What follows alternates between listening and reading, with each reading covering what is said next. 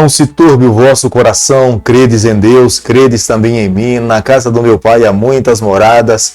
Se assim não for, eu vou-lo teria dito, pois vou preparar-vos lugar.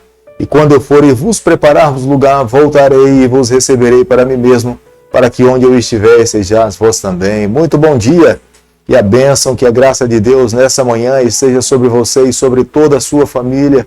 É uma alegria cada manhã podermos acordar e vermos o brilho do sol. Clamamos ao Senhor que os anjos dele se acampem ao nosso redor e nos livre de todo mal. Todos os dias nesse canal nós estudamos um capítulo da palavra do Senhor. E nessa manhã eu convido você a ter nas mãos a palavra de Deus no livro de Jeremias, capítulo 17, o versículo 1. O pecado de Judá está escrito com ponteiro de ferro e com diamante pontiagudo, gravado na tábua do seu coração e nas pontas dos seus altares. O pecado é aversivo a Deus.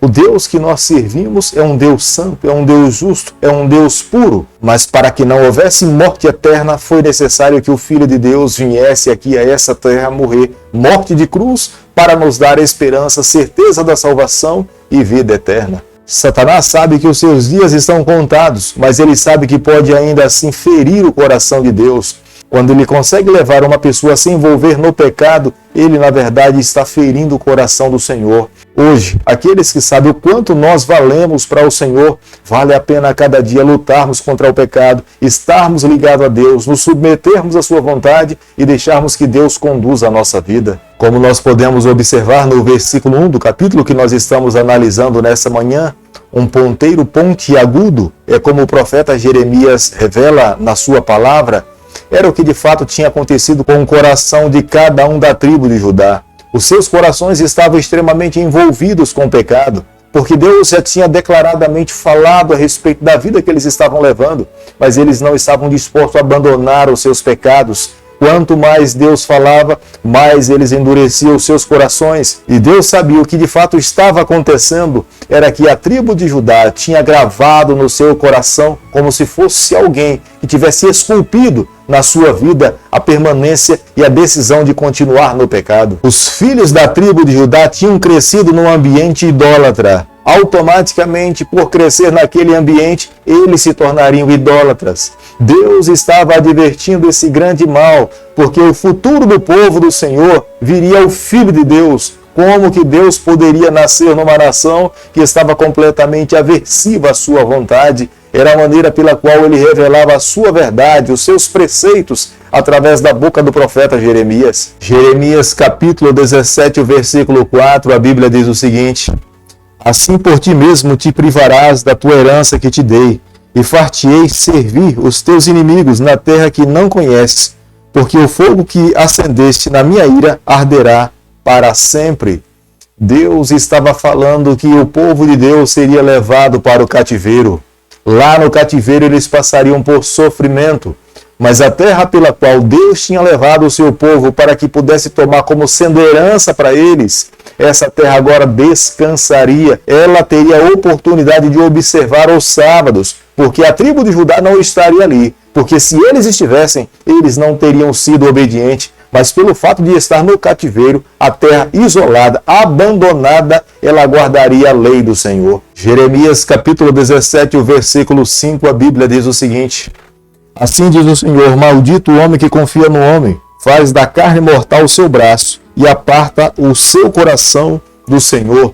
Nesse momento, Deus estava denunciando algumas relações que o povo de Deus tinha assumido. A tribo de Judá tinha assumido aliança com os assírios e com os egípcios. Em vez de confiar no Senhor, eles passaram a confiar em outras nações. Nesse momento, Deus denunciava esse tipo de relacionamento. Deus esperava ser a única fonte de solução para o seu povo. Mas não é diferente nos dias em que nós estamos vivendo. Há quantas pessoas que têm se esquecido do Senhor.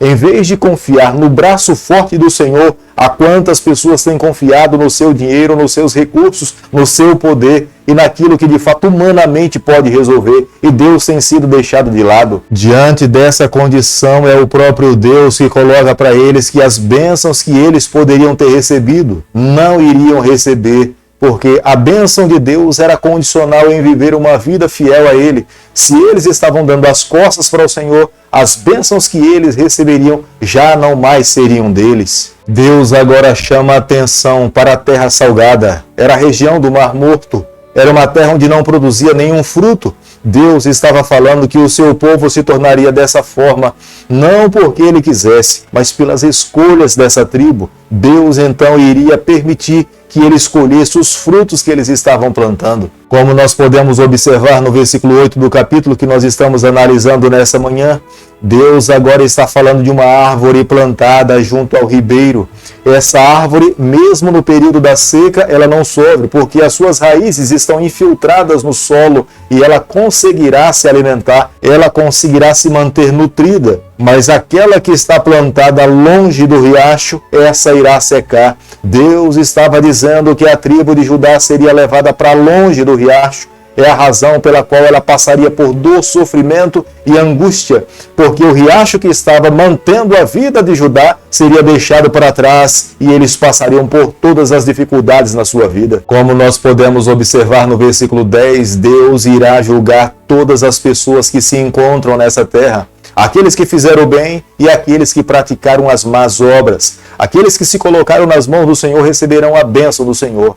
Mas aqueles que abandonaram ao Senhor, eles também irão colher os frutos do abandono, da confiança, de se manter seguro ao lado do Senhor. Hoje o que cabe a cada um de nós, de fato, é entregarmos o nosso coração exclusivamente ao Senhor e permitirmos que Ele conduza a nossa vida. No versículo 14 do capítulo que nós estamos analisando nessa manhã, o profeta Jeremias tem plena consciência e quem somente pode trazer cura para o seu povo é o Senhor. Se Deus não intervir na vida do seu povo, ninguém mais poderá fazer algo pela salvação da tribo de Judá.